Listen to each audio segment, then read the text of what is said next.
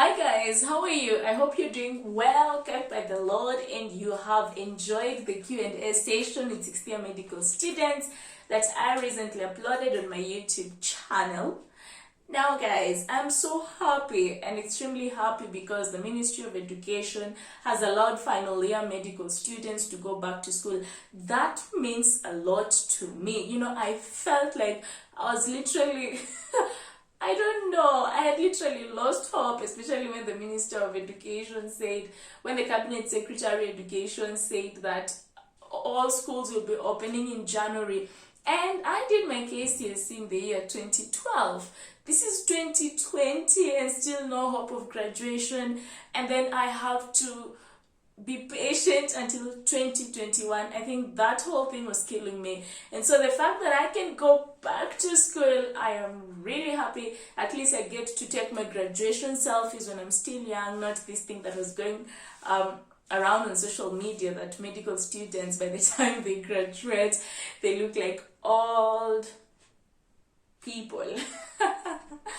Now guys, between this time and next year, okay, not really next year, but because I have about 2 or 3 months to really give my best and to just put all the energy into getting high scores and into making it on the graduation list and finally graduating, I'll just want to share with you some of the experiences that I have had in medical school ever since I was in first year, second year, third year, fourth year, fifth year, sixth year. I mean, those experiences that really stood out for me. And the first one that I start with today is how I literally cried and shed tears during my psychiatry clinical examination. So this happened when I was in fourth year. Now, in fourth year School of Medicine, you do 4 units. You do psychiatry, pathology, internal medicine, and surgery. Now, for me, I think the exam that I really feared was internal medicine because I don't know, but back in my university, there's a way in which students just have so much pressure, and that was actually the thing that I feared. So when I did my internal medicine exams and everything went on well, I was like, fine, I'm going to pass fourth year.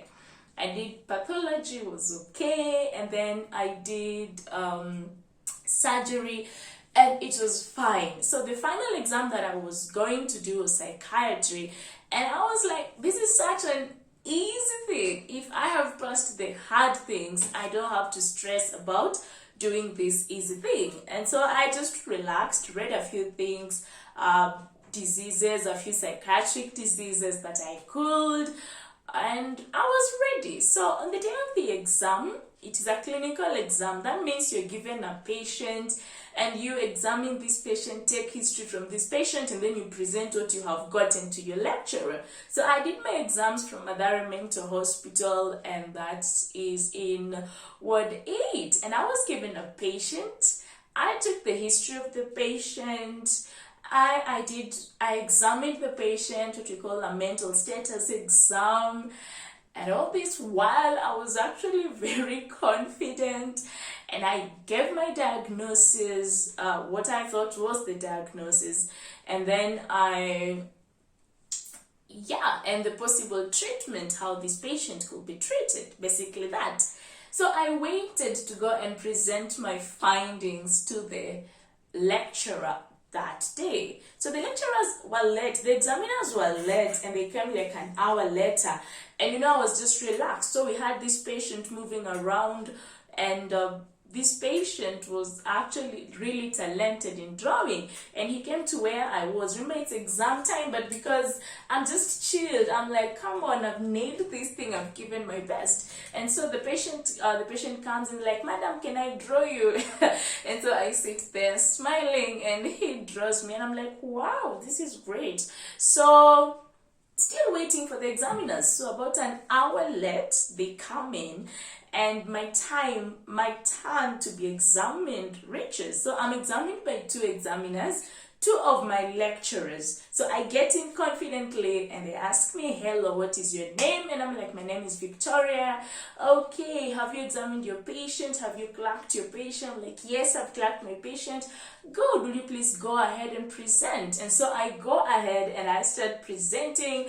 I'm like, this is patient so and so, aged this and this, presented with this. So all was going on well until when my examiner actually asked me, so what do you think is the diagnosis of this patient? And I said, based on the history that I've taken, I think this patient has drug-induced psychosis. That's what I said. And my lecturer was like, all right, drug-induced psychosis. So which drugs? And so I said alcohol, bang, cigarette. So the moment I mentioned cigarettes, my exam completely changed. And the next question was, you want to tell me cigarette causes psychosis? I want you to cite the research article which you have read that cigarette causes psychosis, because that is new to me. But tell me. And imagine you're in an exam and you give an answer and the next question is, tell me which research article is that gives this as an answer. And it's just, oh my goodness. So I couldn't answer that. And I think from there I really panicked. I got anxious. I don't know, I just got confused because when the question was brought that tell me the article, then I knew, oh, definitely here I have flopped. So, hey, okay. So the lecturer, I said, okay, I thought so. My defense was that, what, I thought cigarette could cause, I thought it would cause, but I think from your response, it doesn't cause. So I apologize for that. But my lecturer kept insisting, no, you don't have to apologize, just tell me the article. And that was really hard. So at this point, my lecturer asked me to call my patient. So I called my patient, but because I was so confused. You see, in a psychiatry exam, or when you're taking history from a psychiatric patient, how we have been taught is that, or when you're examining that person, you are the one who sits at an exit place and then the person sits at the other end. For instance, if guys, this is the door and this is the room, so I'm supposed to sit on the side of the door and then the patient sits on this other end. But I was so confused. So when the patient came in, so the patient was on the side of the door and I was on this other side. Meaning, in case of anything, there's no way I can run. And normally when a patient comes in, you're supposed to also examine that patient before you examine us. But now I was so confused. I was literally confused because of what had transpired earlier. And when my patient came in, I only asked the patient one question, and I asked the patient, ulisema uko na nini? Like, what did you say you have? And the patient said it. And then I kept quiet. And then I told the patient, thank you, you can go. So the patient left. So then my examiner asked me, have you finished with that patient? And I was like, yes, I finished. I haven't seen you doing the mental status exam on the patient. And I was like, yeah, I didn't do that. And basically this time around, guys, trust me, I was breaking in. Inside me, I was literally breaking because I knew I had really messed this whole thing up. And so we continued with the lecturer just asking me some of the questions, and some of which I was able to answer and others not able to answer. And then she told me, I'm giving you the last chance to resuscitate yourself. So tell me how you would manage this patient. And at this point, I did it really well. I said how I would investigate the patient, how I would manage the patient. And towards the end of the exam, I had really sweated, and I just knew, oh, that is a supplementary. It's either supplementary, or if I fail thoroughly, it's a retake. and I was so scared. So I think towards the end of the exam, I asked her, will you penalize me? And my examiner said, for not knowing the correct diagnosis of the patient, I will not penalize you. But for telling me that cigarette induces psychosis, I am going to penalize you. And suddenly tears just rolled down my eye. Tears rolled down my eye. And I just didn't know what to do, because I thought, oh, so this means I'm literally going to either do a supplementary, or I'm literally going to take a retake. And oh my goodness, I literally cried. And my examiner told me, you know what, why are you crying? I didn't mean to hurt you. I didn't do anything to hurt you in this exam. And if I told you feel hurt in one way or another, then I'm sorry. And so I left, and that was the end of my examination. So I left, and when I left the room, I don't know what happened, but you see, during the 1 hour when I was waiting for the examiners to come examine us, I had also created a rapport with the patients in Madare, in that ward where I was assigned. And so as I left, tears rolling down my eyes, and this one patient, an elderly man, comes, and he is like, in Kiswahili, Victoria, usilie. Wacha kulia.